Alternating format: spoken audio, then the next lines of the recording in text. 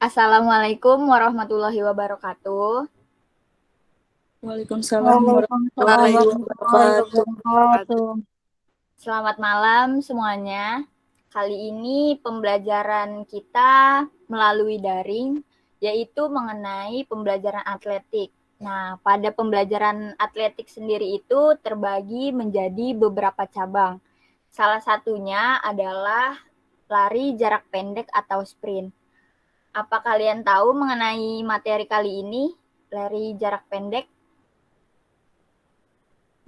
Tidak, Bu. Udah tahu, Bu. Baik, langsung saja saya mempresentasikan materi dari lari jarak pendek atau sprint.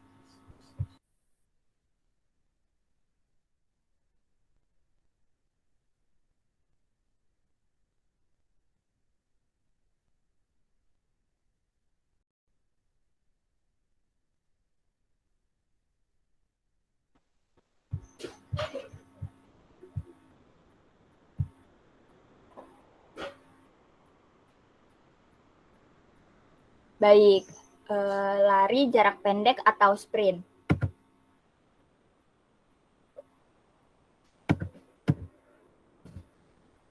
Nah, pengertian dari lari jarak pendek atau sprint ini adalah salah satu dari cabang olahraga atletik yang menuntut peserta untuk berlari dengan secepat dan sekuat mungkin, yang bertujuan untuk memenangkan suatu pertandingan dengan berbagai macam jarak tempuh.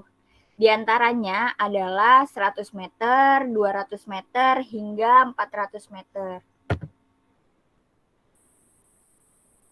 Jenis-jenis lari jarak pendek. Yang pertama itu teknik lari jarak pendek awalan atau start. Teknik awalan biasa disebut juga dengan teknik start, yaitu suatu persiapan awal seorang pelari sebelum melakukan gerakan berlari yang bertujuan untuk mengoptimalkan pola lari cepat. Berdasarkan jenis dan fungsinya, start dapat dibedakan menjadi 3 jenis, yaitu yang pertama start jongkok atau crouching start, yang kedua start melayang atau flying start, yang ketiga start berdiri atau standing start.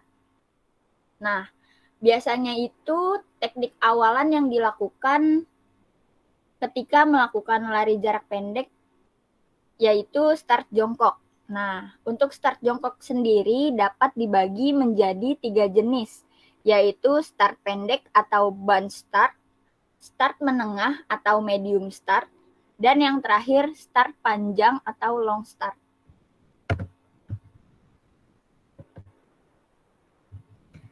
Nah, berikut contoh dari start jongkok. Yang kedua yaitu teknik lari jarak pendek saat berlari. Dalam lari jarak pendek terdapat 2 tahap untuk menghasilkan teknik berlari cepat, yaitu fase topang dan fase melayang.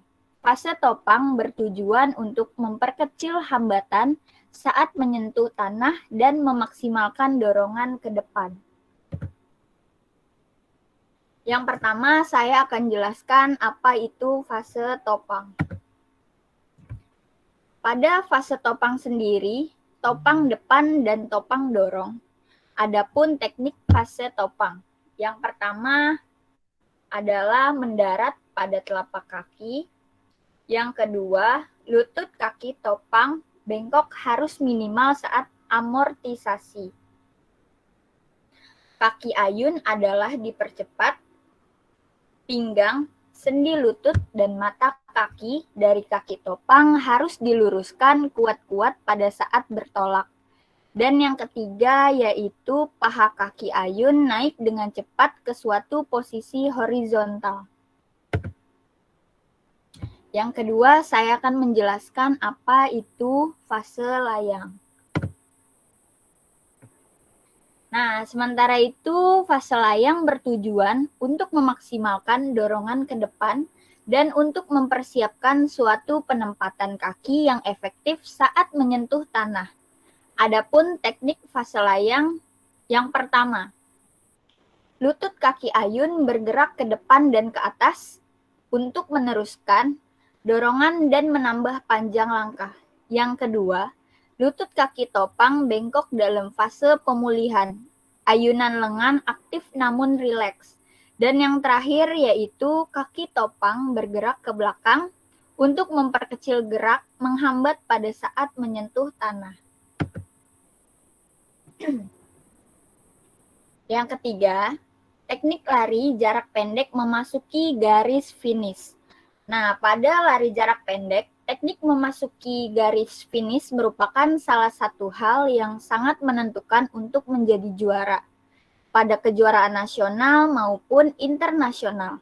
Kemenangan pelari ditentukan dengan selisih waktu 1/100 atau 1/1000 detik di antara para pelari yang memasuki garis finish.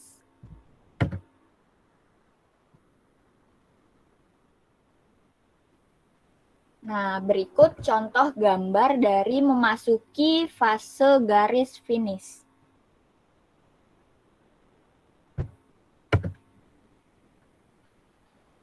Nah, ada pula teknik masuk ke garis finish. Teknik memasuki garis finish untuk lari jarak pendek dapat dilakukan melalui 3 cara, yaitu yang pertama, lari terus tanpa mengubah sikap. Dada dicondongkan ke depan dengan kedua tangan, diayunkan ke belakang. Gerakan ini di Amerika biasa disebut merobohkan diri atau the lunge. Yang ketiga, dada diputar dengan mengayunkan tangan ke depan atas, sehingga bahu sebelah kanan atau kiri maju ke depan. Selanjutnya, manfaat dari lari jarak pendek apa sih? Yang pertama yaitu meningkatkan daya tahan tubuh. Yang kedua, mempertahankan massa otot. Yang ketiga, meningkatkan kekuatan tubuh. Yang keempat, menurunkan stres. Yang kelima, mempercepat pertumbuhan. Dan yang terakhir, meningkatkan kebugaran jantung.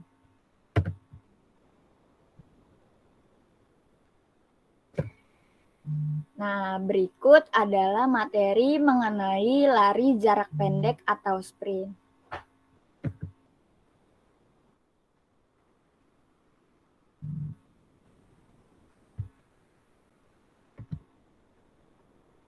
Sekiranya seperti itu yang bisa saya sampaikan mengenai lari jarak pendek atau sprint. Untuk teman-teman semua ada yang mau ditanyakan mengenai lari jarak pendek? Tidak, Ibu. Cukup jelas apa kurang jelas saya mempresentasikannya? Cukup, Ibu. Baik. Terima kasih untuk teman-teman semua yang sudah memperhatikan pembelajaran atletik ini mengenai lari jarak pendek atau sprint. Baik, tidak usah panjang lebar, saya akan tutup kelas ini ya dengan membaca doa masing-masing menurut agamanya.